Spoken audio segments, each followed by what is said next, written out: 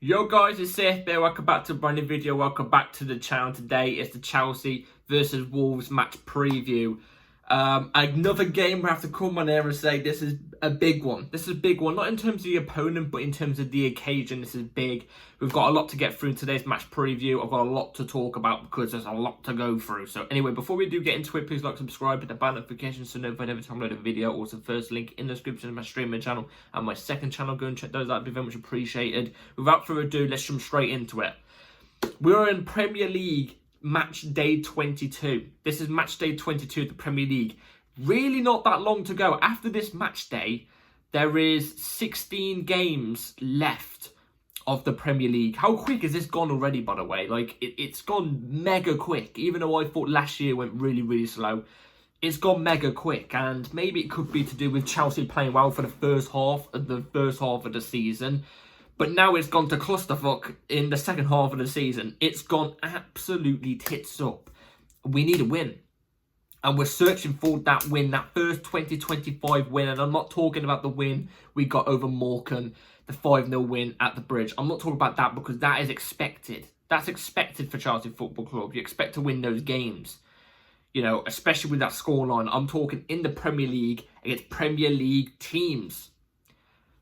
We haven't got a win and we are nearly at the end of January. You know what I'm trying to say? It's the 19th of Jan right now. We need a win. We need points. We've only got 3 points out of a possible 15. So it's not looking good at the moment. It's not looking good, Brev. And Wolverhampton are the team that are standing in our way tomorrow. It's at the Bridge. And look, let's talk about a bit about Wolves first, and then we'll go back onto, you know, our club. But Wolves currently right now are sitting in 17th. They managed to claw themselves back into the gist of things. They are on 16 points in 21 games. 4 wins, I think that is, isn't it? 4 wins, yep. 13 losses and 4 draws. They actually have the 3rd most losses in the league right now, but they managed to claw themselves out of the relegation zone. They have been in and out of the relegation zone this season. Even with the class players that they have some really, really decent players. You know, Mateus Cunha, for example, the striker that they have, he's a really top player. And apart from that, that's about it. No, I'm joking. There's a couple of other decent Premier League standard players in that team. That's why I'm surprised they're actually so low in the Premier League. You know what I'm trying to say? They also have that, is it the left back, Aït-Nouri or something like that? He's a good player. You know what I mean? Absolutely got destroyed last time by Madueke, if I remember correctly.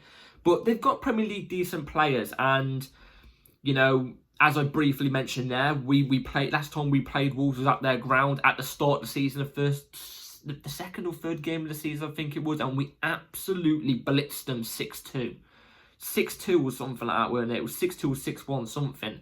It was absolutely crazy. None of us had this down for that game to be that way because we usually go to the Molineux and actually struggle at their ground. So it was kind of surprising that we managed to do that. We obviously since then racked up a little bit of form and, you know, got some good points, and then now it's gone completely downhill. But Wolves at the Bridge, to be fair, I'm not really worried about this game. If we're talking about in the sense of, you know, playing Wolves at the Bridge, I'm not really that worried. We tend to usually get a result against Wolves at the Bridge from what I remember. It's usually at their ground that it's usually a struggle, and we managed to blitz past it at the start of the season. Can we do it now? This team has more experience with Maresca now, so can we do it?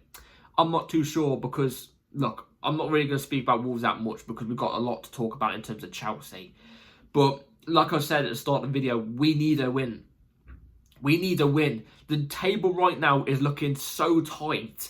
It's looking tighter than tight. You know what I'm trying to say? We're currently 5th in the league, which is really painful, on 37 points. 4th are Newcastle on 38. They have played a game more than us. And then Bournemouth are in 6th on 37 points, the exact same points as us, but they've played a game more as well. Tomorrow, we have the chance to leapfrog Newcastle by 2 points. We need to do this. We need to get back into that conversation of the top 4. We're also slipping slightly behind of 3rd and 2nd, who are joined on the exact same points. Nottingham Forest and Arsenal, who are both 3rd and 2nd, both on 44 points. We need to start gathering more points up so we can get closer to those lots, so we can get a more convincing top 4. But can we do that? Can we do that? Because the form we've been on, also, by the way, Man City are starting to creep up behind us now. They're starting to hit form, funny. But we have dropped off. We've dropped off as of recently. As of recent games, you know, the last, I think we're winless in the last 6 in the Premier League or something, or 7. I can't remember what it was. But we've had 3 draws in that time, you know what I mean? But it's not good enough, especially when you look at the teams that we have been playing against, for example. The teams we've been playing against, we should be beating these teams, you know what I'm trying to say? But we haven't. We've flopped it. We've absolutely flopped it, and we've dropped the bottle. We bottled it, in a sense. We're not a team known for bottling, you know what I'm trying to say? That's usually Tottenham and Arsenal, you know what I'm trying to say? They're the bottling teams, yeah? Especially Tottenham at the moment. Oh my God, they are shit. They are shit. And I'm loving it. But we've been bottling as of late. We have, and it's been quite unacceptable, because they're the games that you expect to pick up the points in, and we've dropped the points in. We've turned into Charity FC again, which we've been seeing for the last couple of years. But the more I look at it, is it really as bad as some people are saying? Like, don't get me wrong, I've come on video at sometimes, and you know, in the moment I've expressed my anger towards the team and stuff. It's been bad, I get it. But is it catastrophic, like in terms of when we were under Pochettino, when we was under Potter, or the Lampard, or, you know what I mean, in that era? Is it as bad as that? I don't know, because you take last game, for example, as an example. We played really well in the first half. I thought we played really, really well in the first half. We created so many chances, and we actually looked really good on the ball, moving it around. We had loads of energy in the way we played. And then, you know, we should have killed the game off in the first half. That's another conversation for another day. We should have killed the game off in the first half, but we didn't do it. And then we come into the second half, and it's not just because we didn't kill the game off in the first half. It's because we came out with no energy, and like we had an adrenaline dump or something. It's like we didn't care, and then that's when the other team started to, you know, rack up the goals, and then we didn't have that cushion to lie on, which we should have had to lie on, with players finishing their chances in the first half. You know what I'm trying to say? And, you know, it really just... I've seen a lot of people go on Maresca for it and saying, oh, Maresca's hit his wall now. Is it really Maresca's fault? Can Maresca really do anything about players not finishing their chances? This is what I'm trying to get at with you right now.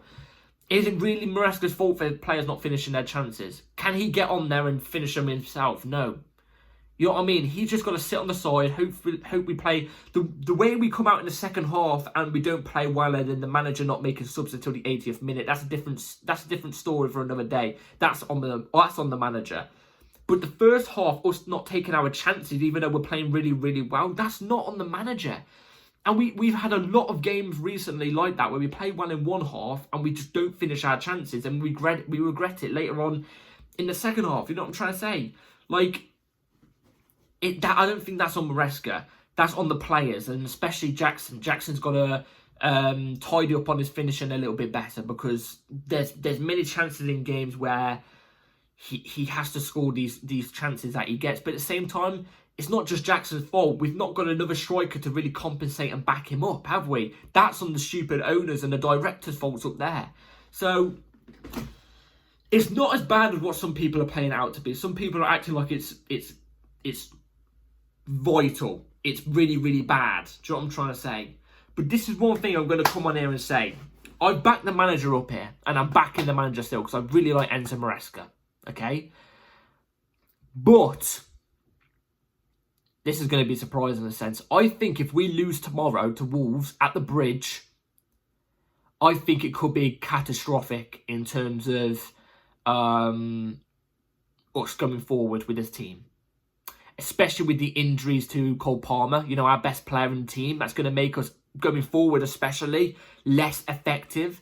Us losing out on 2 of our midfielders, Lavia again, and Enzo Fernandez. That means we've only got 1 available player, Caicedo. And we're missing Colwell as well. You could say that's 4 very vital players in this team. God knows how long any of them could be out for. Palmer could be just this game. He could, you know what I mean? It could be 5 games time. I'm just saying this right now. If we lose tomorrow, it would be catastrophic. And why do I think that as well? Because Look, I said about the injuries just a second ago. I think the injuries are going to play a part in tomorrow's game. It can do, and especially how long they could be out for, could play a big part in the game. But it's not just that, and the next few weeks. But it's not just that. You go, if you're on Twitter especially, I know Twitter's not the be all of the end all of, you know, football and stuff like that. But like, it can play a part. It can play a part, and Chelsea Twitter is getting very, very toxic now, to the point where some people are reaching their limits with Enzo Maresca, which I think is stupid. If we lose to Wolves tomorrow, it could be catastrophic, because we haven't got a win in like the last 6-7 games.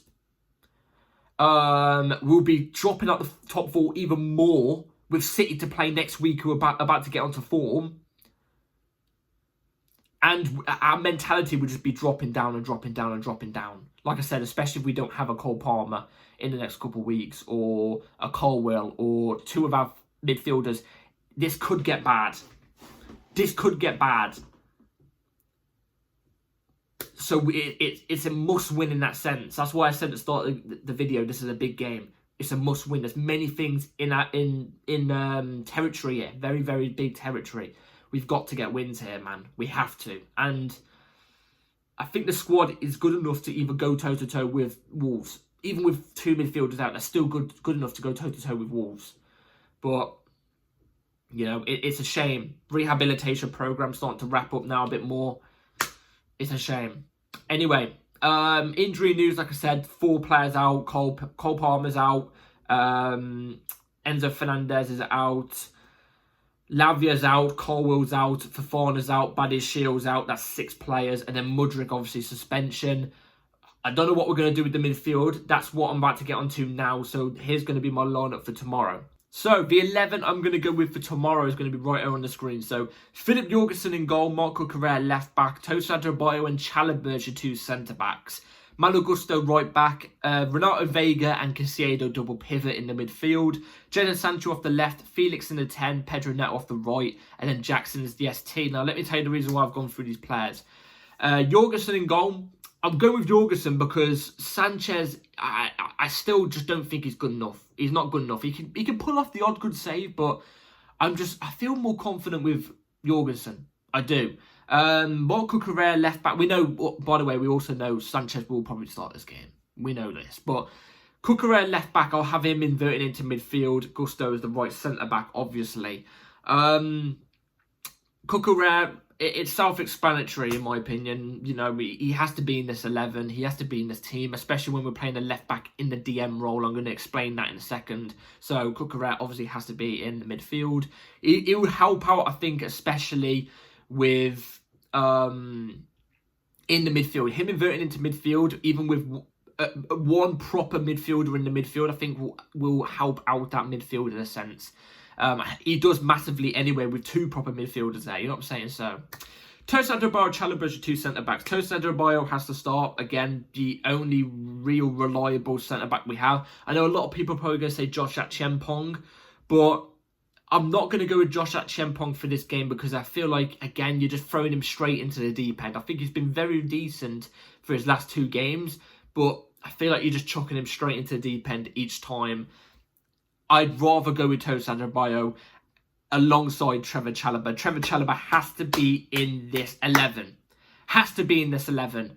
I don't care what anybody's got to say. He's been training with us for the past week now, I think it is, or the past 5 or 6 days. That's more than enough. He knows this club. He knows what to expect. He's played with majority of these players before, so it's not going to be a bedding in time to anything apart from the tactics of Maresca. But I think defensively that should still be okay.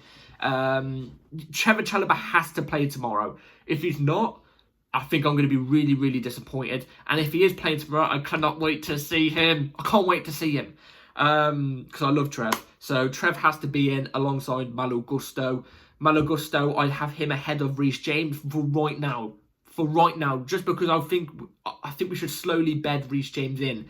Give him 20 minutes game time at the end of the game for the next 2 or 3 games, just to get him back into the rhythm of things. You know what I'm saying? Don't rush him straight in, because I can tell you this, he'll get an injury.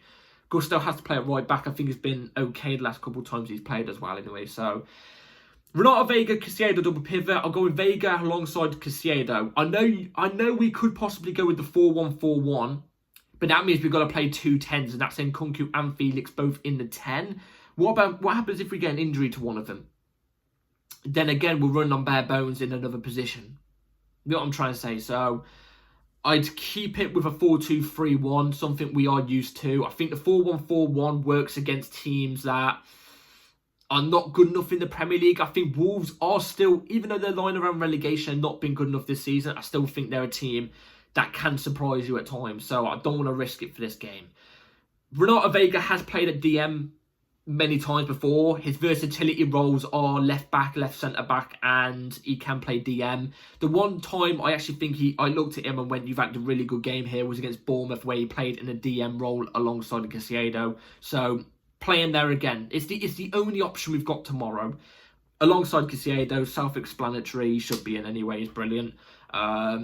He'll be doing the most of the dirty work tomorrow, I think. He's got a big job on his hands, and if he has a bad game, can I really blame him? I don't know. Jadon Sancho off the left. Jadon Sancho, obviously, we've got no other left wingers to really go in the team. I get it, you can play Neto off the left and go Madueke off the right, but I don't think Madueke has been good enough to cement his spot yet in the 11 in the Premier League. So Sancho off the left, Neto off the right, obviously, like I just said. He's been underperforming the last couple of games. I've got to be honest with Neto. He has underperformed the last couple of games, but it's only a moment of time for him to rack up form again. So I've gone with Neto off the right. Felix in the 10. You could go with Nkunku. Will I mind that? Not really, but I feel like if you got to choose between the two at the moment, based off what you've been seeing in their recent performances, I'm going to go off Felix, because he seems like he tries more harder on the pitch at the moment, gives it all more for the team than what Nkunku has been. So I think based off that, I'm going to go with Felix. Jackson's the ST. Again, Jackson's the only proper ST we've got. I get it, we can go with Mark Gu, but again, I feel like throwing him straight into a Premier League game like this, against a solid Premier League side, usually they can turn it on at times. You know what I'm trying to say? You've got to go with the more reliable option, that's Jackson, but he's got to score tomorrow. I've said this for the past 3 games, but he's got to score 2 for me tomorrow. He's got to score 2 for me tomorrow. He's got to have a good game. He has to. I don't want to have no more excuses from people if Jackson drops another stinker and misses another 2 big chances. There's no excuses. No excuses, especially for a team that's lying in 17th. So anyway, that's the 11 I'm going to go with. Let me know in the comments about you think. So, a score prediction for tomorrow. Chelsea versus Wolves. I'm worried, man.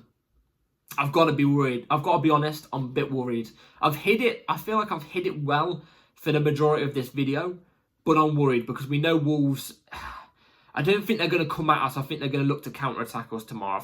I think especially for where they are in the league right now, they know that we can still be a dangerous team, especially from at home. I feel like they're going to low block and look to beat us on the counter-attack. And then when they get that first goal, they're going to make it very, very hard for us to score. Many teams do it. Many teams succeed at doing it. It works against us, especially these type of teams. I've got a feeling it's going to be like that tomorrow. I hate to say this, and I hope I'm wrong. I'm hoping I could do a little, like, you know, Uno reverse type of thing. You know what I'm trying to say? But I have a feeling it's going to be Chelsea 1, Wolves 1. I think it's going to be a draw. And I still think, well, a draw is still not good enough tomorrow. If a draw wasn't good enough in the last game, a draw is definitely not good enough in this game. You know what I'm trying to say? But a loss, like I said, I think could be catastrophic. I think that will reach boiling point along many people in the fan base. So it's a must win tomorrow. So yeah, anyway, that's my score predictions tomorrow. Let me know in the comments what you all think. Be here, hit the bell notification so you're notified for my video I upload an hour after the game tomorrow for my match review of the game. So be ready for that. Like, subscribe, everybody. Take care, and I'll see you then. Have a good rest of your day and night. Come on, Charles, let's do this tomorrow. Peace.